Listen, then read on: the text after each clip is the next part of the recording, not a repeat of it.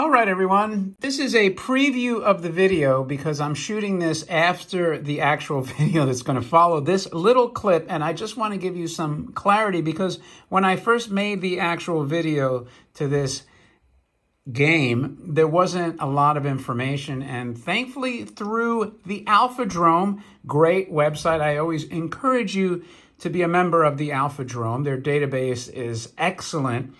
And you won't find the level of information on different toys than you will there. So anyway, Brian Hayes, the proprietor of the Alphadrome, when I made this post on there about this particular game, and these are some of the pictures. I might stitch these pictures in at the end anyway too, but this is the game that's going to follow the video. Okay, so I'm going to remind you to get your coffee and all that stuff after this little clip. But what we found out was, and this is again through Brian Hayes, this game is specifically dated. Here you can see the Boston Globe, Thursday, December 1st, 1910. Holy cow. This game is 111 years old.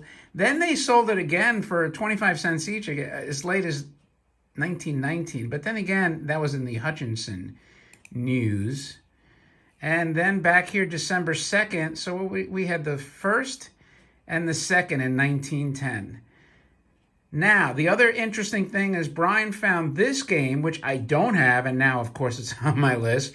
This might be dated as early as 1902. And if that's the case, that would be right in line with George Mealy's trip to the moon. So this is hot on my list now. Anyway, thanks again for joining me. Stay tuned for the rest of this video. And don't forget to subscribe. And even though I'm going to remind you 100 times, see ya. Oh, and one last thing before we get into the video. These balls, moon balls, are not part of the game. I wasn't sure. They weren't represented as being part of the game. So in the video, I may have alluded to maybe they had the marbles inside. But no, they're not. These were from Dresden, Germany.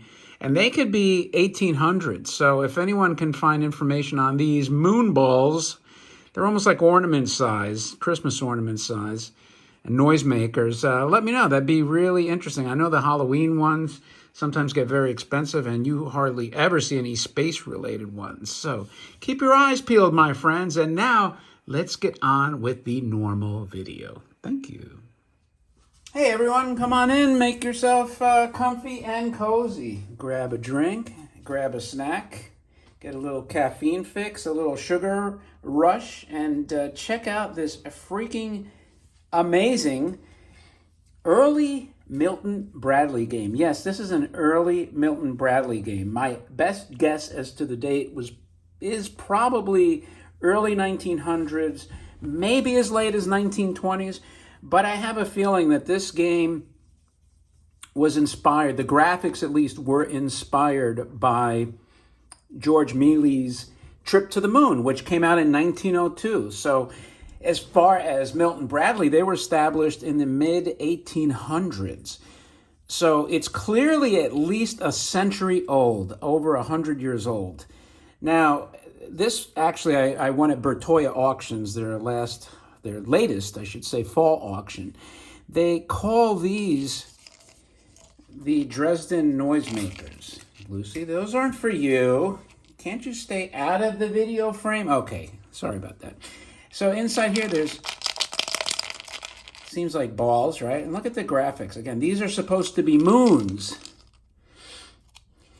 I don't want to shake it too hard because, man, the band that's keeping this scene together, it is fragile, fragile, fragile. Now, here's another one where there's some splitting, and you can see the band just came off. I mean, these feel almost like papier-mâché Christmas ornaments. They are so delicate, but lovely to behold.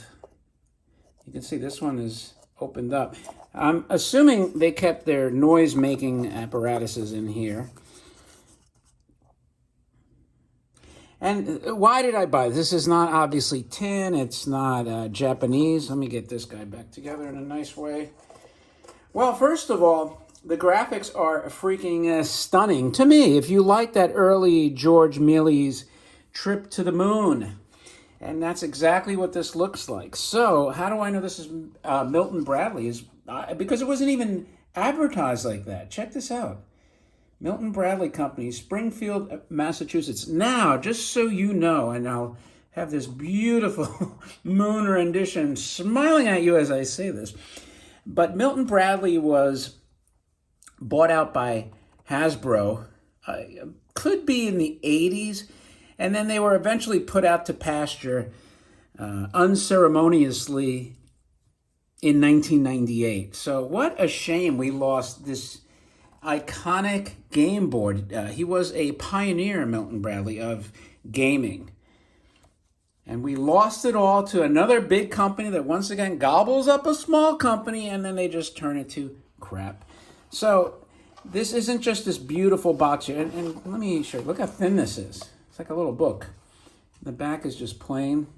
Ooh, there's a marking on there. Pencil marking. Like it probably says $25. Let me tell you something. I had to pay a lot more than that, unfortunately. But, oh well, dem's the breaks, right? So when you open up this wonderful box, you have more beautiful graphics inside there. It seems to me that the object of this game was to place marbles in there and they would cascade down these almost like chutes. And I'm going to show you the actual instructions here. It says moon face target. Directions. The first player takes all the marbles, places them one at a time on top of the moon, adds up the total of the numbered holes they rest in. The first to get to 500 points wins. How lovely is that? So now I have to find early marbles. I do have a lot of marbles somewhere. I don't think they were the turn of the century types, but who the hell knows how to date marbles? There's a lot of people that know because they auction them off and some of them go for big bucks, but I have no clue. I would like to get some cool marbles, but you don't know where they marbled, not obviously marbles are marble, but I mean the marble design, were they a solid color like a blue, a black? That'd be interesting. Now, unfortunately, I looked through Google and I cannot find any information on this game. Let me try to give you a close-up view of this. How cool is that? This looks like they're in a black hole almost, and almost like a firework. Now, remember, this is, pre-Buck Rogers, pre-sci-fi, and this is the type of graphics that they would imagine, right? This is more like Jules Verne era. So anyway, as a predominantly space-themed acquirer, I felt this was a beautiful, beautiful piece to acquire, and it'll display lovely. And again, I don't know why they said these noisemakers were from Dresden, Germany. That's an interesting, because my fortune teller wax figure was made in Dresden, but I don't know how accurate they are on that front. Nonetheless, though, it was a super cool and rare opportunity. It was in another prominent collection, from what I understand. I forgot the gentleman that owned it previously, but you know what? It's in good hands now. It will be displayed lovingly, and that's it. Anyway, thanks for your time. Let me know if you have any information on this game, or you even have one for sale. Let me know. But again, any details you could find, add them in the comments, because like I said, Google shows nothing. For all I know, this could be the only surviving example left in the country. Wouldn't that be freaking awesome?